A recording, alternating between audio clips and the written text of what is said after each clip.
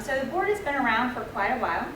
Since 1938 is when the board was created, and it started off with just contractors. And then over the years, we've added on additional programs. I usually like to start off and just kind of give you guys an idea of why the board is there. The board is formed by the General Assembly, and the whole point of our agency and the board is to protect the public. So that is the point of the board in order to regulate the profession, to protect the public. So they have 15 members that have been appointed by the governor. And do you think that these people have any ability to change the laws that are out there? So you could think that tradesmen being licensed by the board is stupid, and they have no ability to change that. That's a law that started, because I know prior to 1995, tradesmen got issued locality cards, right? And they were told that they would have those cards forever and ever and ever, and they never expired. And then the General Assembly decided in 1995 that they wanted the state to do that and to manage the tradesman program. And then they handed it to the Board for Contractors. So the Board for Contractors has they can't make a change to that. Another thing is continuing education. So I have some tradesmen, so you guys are familiar with the continuing education requirements. The law says for water well and our elevator guys that they shall require continuing education, and they shall require 8 hours of continuing education. They can't change that because it says they shall.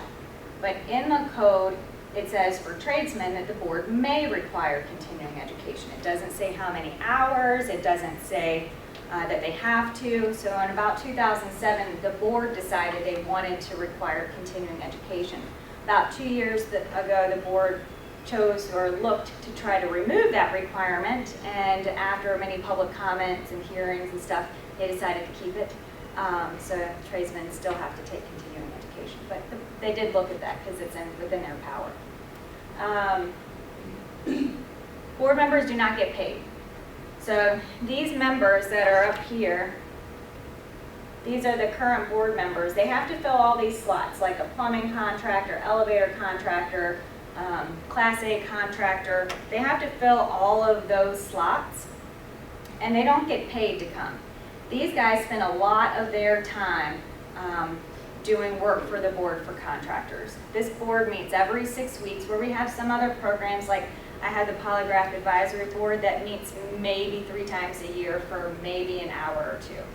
Where these guys meet every 6 weeks for several hours. They have a caseload of at least 100 cases on the docket each time that they meet. They get an agenda that they have to review a couple of weeks before the meeting that's thousands of pages long. In between those meetings, they also come up for what's called an informal fact-finding meeting for some different types of cases that they have to do. So they stay very busy, and they use a lot of their own time because this is something they feel very passionate about. And so they can serve 2 4-year terms, and they are appointed by the governor, so they just put their resume in through a website. And so when somebody comes up for reappointment, the governor can choose to take them off or to put somebody else in or leave them on for their signature. So that's the board members. Any questions about any of those guys? Or?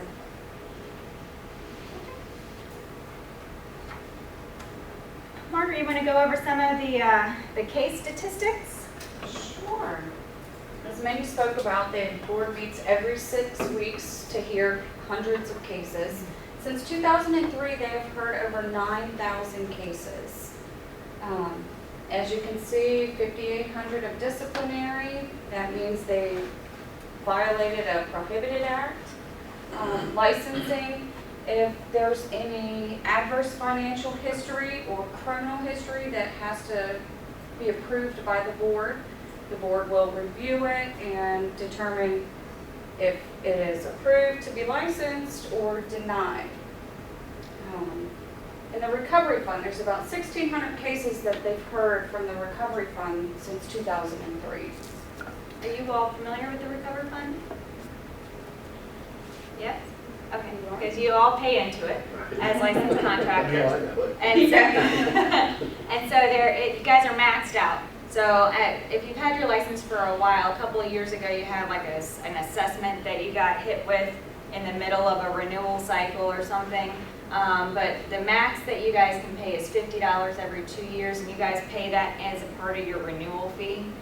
So you're maxed out at paying that. And then $25 when you apply for a license. But that's the insurance requirement, because you guys aren't required to have any type of insurance to get a contractor license. The board has revoked over 2,000 licenses since 2003. They may require other things, but the revocation is they violated the prohibited acts. They were found either incompetent.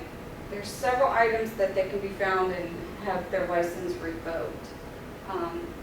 As Mindy said earlier, it's very refreshing to get in front of contractors that are willingly here, because the board does require remedial education for contractors that have violated a prohibited act.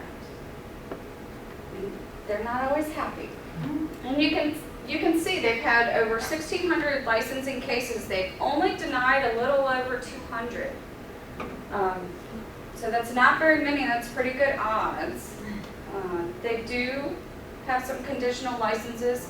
If there is adverse financial history, they may say every quarter supply us with a CPA audit or review. If there's criminal history, they may require a probation officer to submit a letter on your behalf. Several different things.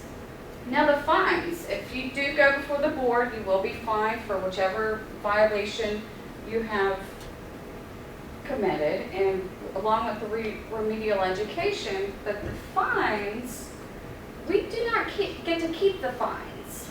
All of our fines go to the literary fund.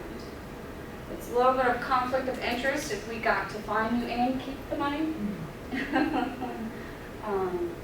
And you guys said that you knew about our recovery fund. Over $16 million, almost $17 million has been paid out of the recovery fund since 2003. That's a lot. That's a lot of bad contractors out there. And there's a cap of $20,000 on the recovery fund. So if a customer goes in and applies to get money from the recovery fund, of course they have some hoops that they have to follow through. It's not just, hey, I want money, and this guy, whatever, he has to disappear, go get a judgment, all that stuff, be found to be improper or dishonest conduct.